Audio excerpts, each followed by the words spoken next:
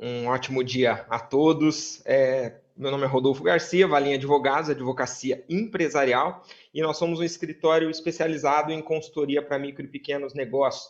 Eu queria agradecer os meus sócios que estão aqui prestigiando a minha palestra, o Júlio Freire e o Valim Neto. Também queria agradecer a minha equipe, a Francine e o Diego, que também estão aqui prestigiando, além da minha esposa e dos convidados, o Juliano, o Bruno, enfim, muito obrigado pelo prestígio de estar aqui assistindo a minha palestra. Hoje eu quero falar sobre um assunto de bastante relevância, mas que é pouco tratado e que traz inúmeros benefícios, que é justamente a questão do planejamento empresarial e sucessório por meio da holding familiar. Tá? Então, o que eu queria perguntar para vocês? Uma pergunta muito básica, que é o seguinte: o que acontece se hoje, nesse cenário de pandemia e de incerteza, você falecer? O que acontece?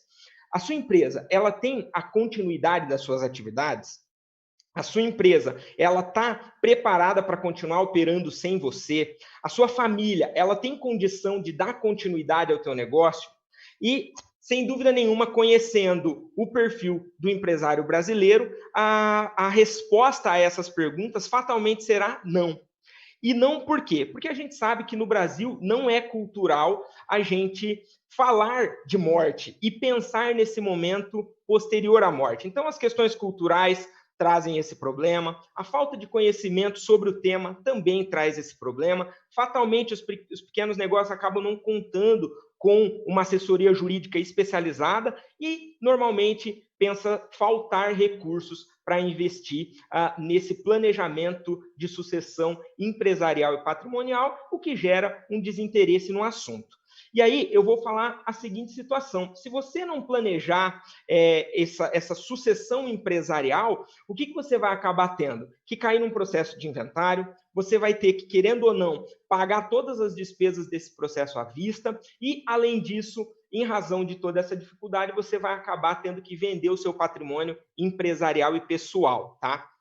Aí eu vou falar para vocês quais são as grandes desvantagens, embora vocês já saibam na pele, todo mundo que passou por isso sabe, né? O processo de inventário ele vai demandar a contratação de um advogado, sem dúvida nenhuma. Você vai ter que ter uma discussão ali acerca da divisão patrimonial e empresarial, e se não houver um acordo, infelizmente, você vai ter que desembocar no poder judiciário, e isso vai trazer inúmeros problemas de administração da sua empresa, especialmente porque o Poder Judiciário é moroso. Outra dificuldade é que você vai ter que antecipar todas essas despesas à vista. Então, as taxas, os impostos e os honorários, que é o único valor que você consegue negociar, você vai acabar tendo que pagar à vista.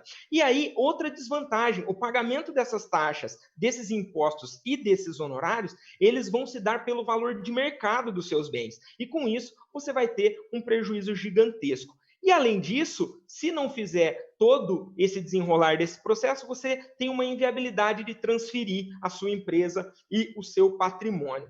O que isso gera, pessoal? A necessidade de vender esse patrimônio. Só que nós estamos falando de um patrimônio enrolado. Por quê? Porque você tem uma demora na regularidade dessa documentação. E aí você tendo esse patrimônio enrolado, ele gera uma baixa procura. E ele gerando essa baixa procura, fatalmente quem for comprar vai buscar como investimento e vai querer uma compensação monetária, então, ou seja, você vai vender com deságio, né? E aí, ao vender com deságio, você acaba tendo uma baixa liquidez e acaba perdendo oportunidades, sem dúvida nenhuma.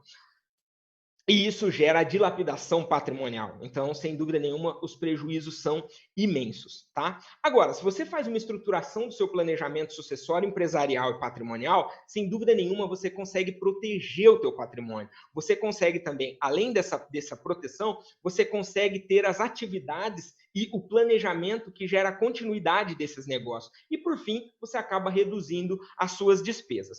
Essa proteção patrimonial, ela é gerada por quê? Porque você transfere o seu patrimônio para essa pessoa jurídica, a denominada holding, né? E com isso, você consegue fazer com que o quinhão e a cota-parte de cada participante dessa holding já fica pré-definido. Com isso, você tem a preservação do seu patrimônio pessoal perante credores, uma vez que esse patrimônio passa a pertencer à holding familiar. E assim, você consegue facilmente manter o seu patrimônio.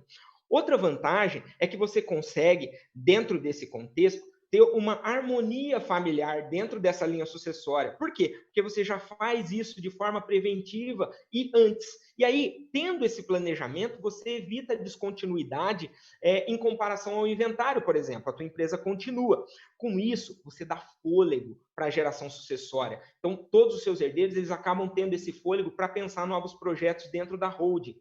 Com isso, você cria uma normatização do relacionamento societário, ou seja, os herdeiros eles recebem as cotas e as ações da holding e com isso você cria uma normatização desse relacionamento societário, tá? Uma outra vantagem gigantesca, você reduz a despesa porque você planeja o pagamento desses impostos ao longo da sua vida. Com isso, gera uma redução de carga tributária da pessoa física, uma vez que nós estamos falando do patrimônio para a holding, você tem um planejamento fiscal diluído ao longo do tempo e, pessoal, você consegue fazer a avaliação desse patrimônio empresarial e pessoal com base no valor declarado no imposto de renda e não no valor de mercado, que a gente sabe que na maioria das vezes é um valor superior que gera uma despesa maior. Aí você deve estar se perguntando aí, Rodolfo, mas a holding é para bilionário? E eu vou responder para vocês, não, ela não é para bilionário. A holding, ela é para todos os empresários que têm algum tipo de patrimônio, seja na pessoa física ou na pessoa jurídica.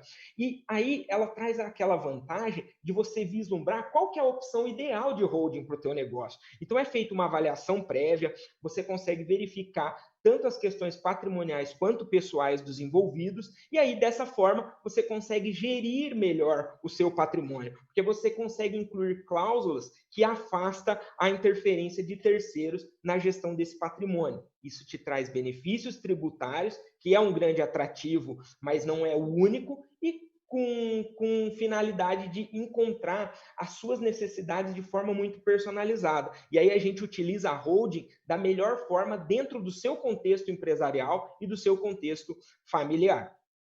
Pessoal, a morte do CPF ela é inevitável, infelizmente. Mas o CNPJ ele é uma figura jurídica que não morre nunca. Então, se você se antecipar e planejar a sua sucessão empresarial e familiar, você consegue essa interação que a gente sabe que nas micro e pequenas empresas ela é uma coisa indissociada, a empresa e a família elas interagem de forma contínua e com isso você consegue também manter o controle empresarial da tua empresa. Porque você, como sócio fundador, você não perde o controle e a gestão do teu negócio.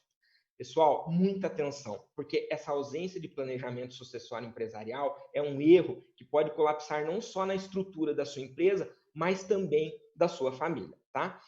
Fico à disposição, chamo vocês para conversar no 1 a 1 sobre essa figura aí da holding familiar para planejar a sucessão empresarial e patrimonial de vocês. Então, fico à disposição de todos os membros para fazermos 1 a 1, de todos os convidados. Agradeço muito a atenção de vocês, desejo a todos um ótimo dia. Muito obrigado.